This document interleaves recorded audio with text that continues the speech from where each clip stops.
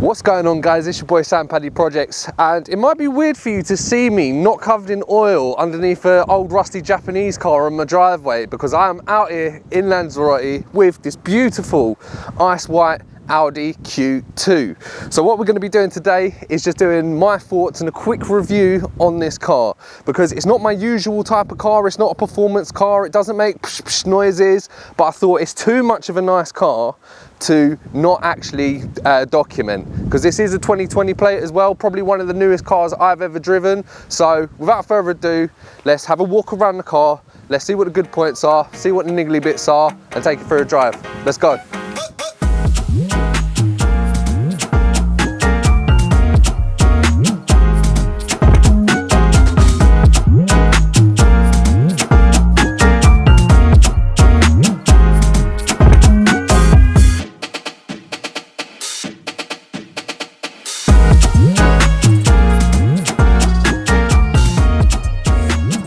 So now you join me in the cockpit of the Audi Q2. Now this is a very nice place to be.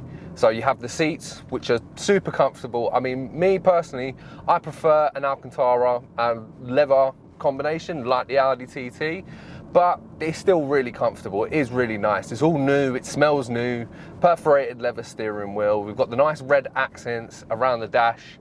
And yeah, it's just really nice, to be honest, to be in a newer car. I think this is like the appeal of people buying new cars, relatively new cars such as these, because you do get a kind of almost say, well, if we take it back a few years, this would have been luxury spec, although this is pretty much like base model spec. It is a rental car. There are some buttons that should be there that are missing, well, if it was higher specs, and unfortunately, because it's a Spanish car, I can't actually put up any specs and actually tell you what this car was spec'd with, but I can tell you the things that I have noticed. So we have got rear parking sensors, but we do not have a reverse camera, which is really annoying, especially when you're in a foreign country as well. All the extra tech that you have in the car, the better, because you know you're parking in new places.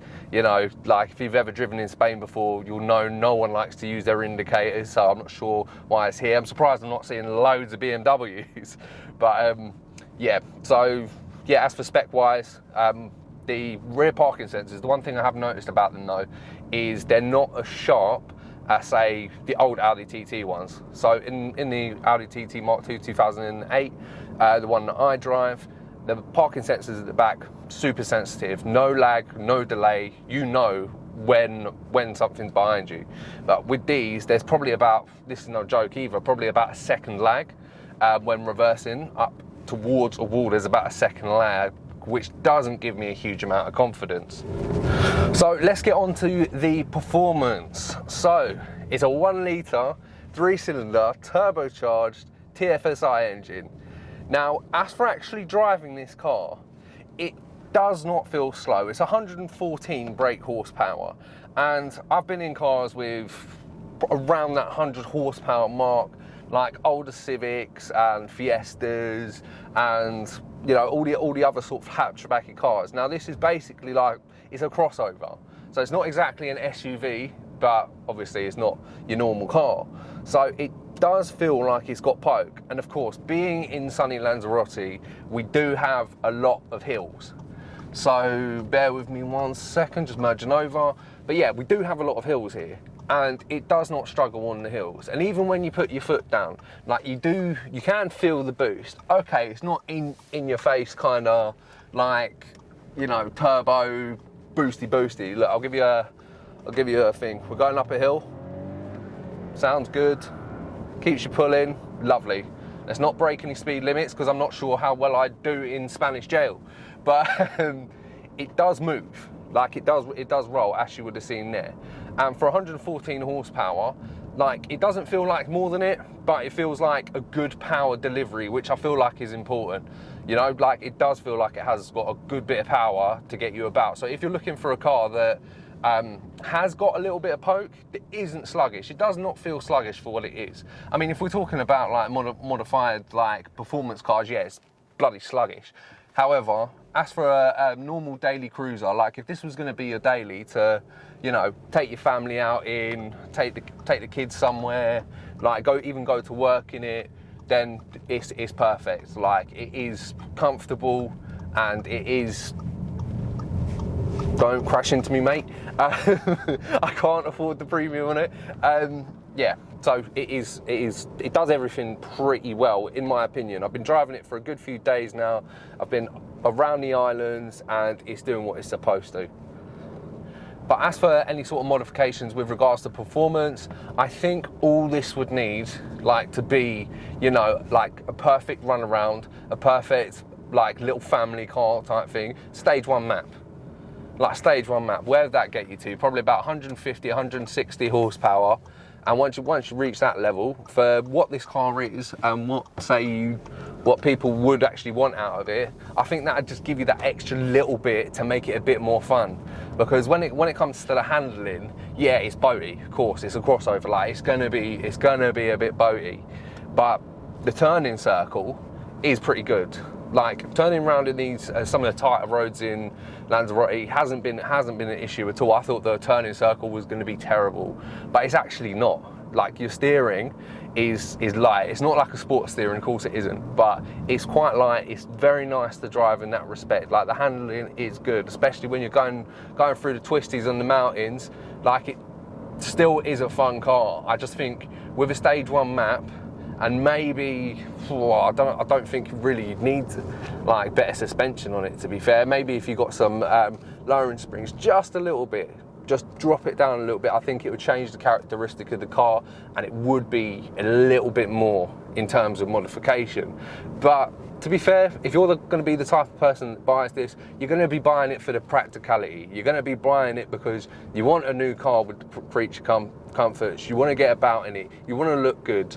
Like, you want to, you know, bring, say, your driving experience up to modern day standards. You're not going to be buying it to race it. You're not going to be buying it to, you know, like, modify the hell out of one of these, unless you're crazy enough to do it. So hey, each their own. I'd actually quite like to see one of these with maybe like the 2-litre Tfsi just lumped in there, and maybe even a DSG gearbox. But that's one thing to touch on as well. This is obviously a manual gearbox. Now, it goes through the gears very, very, very nicely. I do have to say that. Like, with these new manual gearboxes, effortless going into gear, just completely effortless. Like, literally 2 fingers, select the gear, nice and easy. It is a nice gearbox. It doesn't feel, well, we're going back to it again, it doesn't feel sporty, but it just feels nice and easy to drive. And this being a low mileage example, in the UK, I was having a look earlier, you can pick one of these up for about 17 grand-ish, around that number. So I think you are getting a good bit of car for your money. However, would I spend 17 grand like that? Probably not. You know me, I'm a performance head. But that's the thing. I mean, if this was just going to be a general runaround, you wouldn't mind. You'd pay that money. There are worse cars that you can get for 17 grand than this.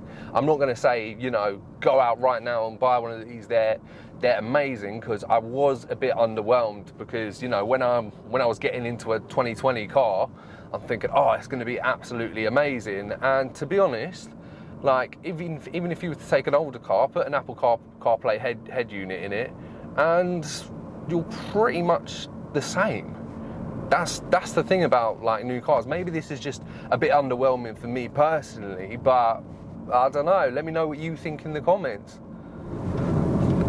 So let's talk about the fuel economy. So it's 45 mpg miles, so I've been driving it around for around 4 days now, probably doing about maybe 50 miles a day, probably like done 200-ish miles, and we are just over half on our petrol gauge from full. So you can probably expect 400 to 500 miles out of a full tank, and I think that's pretty good. And I haven't been booting it, that's the thing. And I don't think this is a car that you do, like, you know, always hoon around in, that you do boot around in. But yeah, so I think the MPG on this is pretty good. I think it does a lot of things well. Keeps you comfortable, gets you from A to B, in style as well. Like, it's definitely not a bad looking car. In my opinion, it is a good looking car. Like, it is nice. I mean, of course, I might have mentioned earlier that I'd do a couple of bits, put a few more black accents in here and there, do a bit of modifications on things, honeycomb grills, X, Y, and Z. But yeah, you look good. You can move relatively fast, gets you from A to B, and you got tons of space for storage, for family. It's a lovely car. It's a lovely car all in all. So I think, you know what, it does get a thumbs up from me. I can't lie, it definitely gets a thumbs up from me. So I'll stop waffling. I think that's my take on the car. So if you like what you've seen, go down there, see that subscribe button. I see it, you see it. Go on, give it a press. Nice one, appreciate that. Thank you. It's your boy Sam Paddy Projects, and I'll catch you on the next one.